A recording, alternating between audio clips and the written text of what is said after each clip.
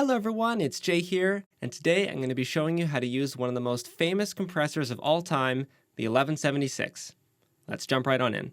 Alright, so the first thing that's very important is you're going to want to make sure that the audio file that you're working with is sitting at around -18.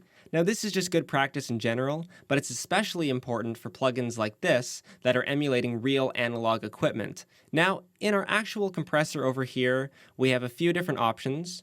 We have, at the bottom here, we have an analog option, and I'm just going to leave this off. All this does is it adds some noise to make it a little bit more realistic. You're not going to lose any analog magic if you turn this off. It's still going to distort. It's still going to do all those beautiful things. So we're just going to leave that off. Over here, we have the revision. These are just two different kinds of 1176. So this is one of like the older ones that's a little bit more gritty and distorted. And then we have this one over here, which is more modern and has like a cleaner signal path. So on the left here, we just have an input knob, and this allows you to control how much signal is actually going into the compressor. Then we have our master output, our attack knob. This is how quick the compressor responds to transients. Our release knob, this is after the compressor has turned down the volume, how quick is it going to return back to 0? And these are going from 1 to 7, 1 being the slowest, 7 being the quickest. Moving on over here, we have our ratio. All you need to know about ratio is it's how aggressive the compression is. And we're going to get into that. I'm going to give you some audio examples so you can hear exactly what ratio does. Over here, we have our metering options. This is just our gain reduction, so it's going to show you how much volume is being reduced by the compressor. And then we just have an input meter and an output meter. Most of the time, you're just going to be using gain reduction, so you don't really have to worry about these. And then we just have an internal bypass here, but I just prefer to use the one built into Logic. All right, so let's get to using this thing. So I'm going to set the attack to 3, which is a pretty medium attack setting. And I'm going to leave the release on the fastest setting, and I'm going to leave the ratio on 4. This is kind of a good default position to just start getting sounds. Okay, so now that these are set to a pretty good starting point, what I'm going to do is I'm going to start playing the audio, and I'm going to bring up the input knob, and then bring down the output to compensate so the track doesn't get too loud.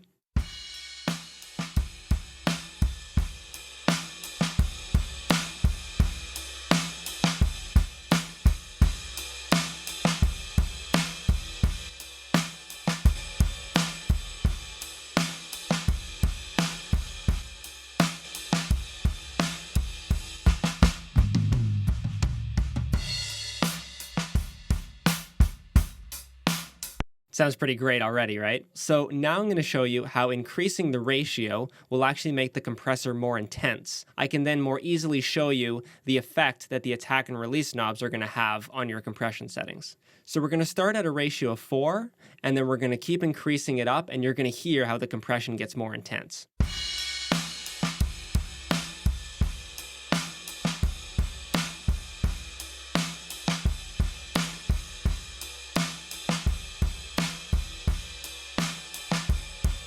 And then we have our all buttons in mode, which is very unique to the 1176. It's basically like a super high ratio that just makes all the circuitry go on the fritz.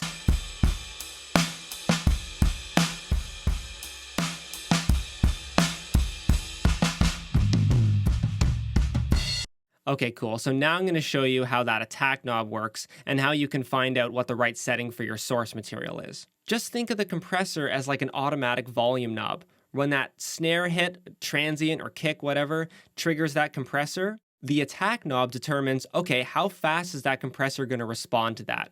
So check this out. Remember that we have slow here and fast here. And what you should be listening for is that on the slow attack, you're going to hear that initial hit, transient, of the kick and the snare, and then it's going to clamp down just a few instances later. We're talking milliseconds here. And then on the fast setting, it's going to instantly crunch down on it. So make sure to be listening for that as we're playing back right now.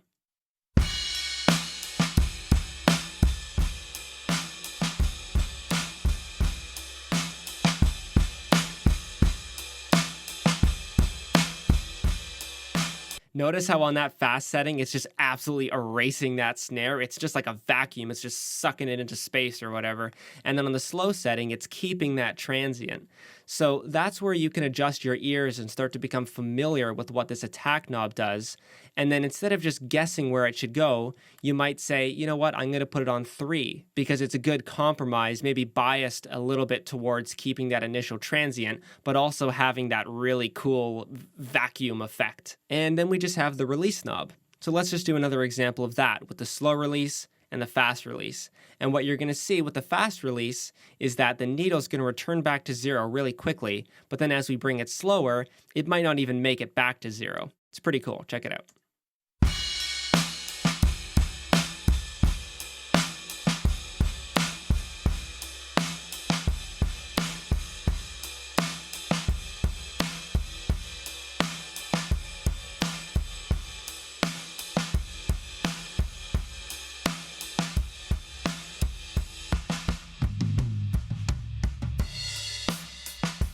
So yeah, that's pretty much it. I hope you learned a lot about the 1176 and used this new information to make some great music.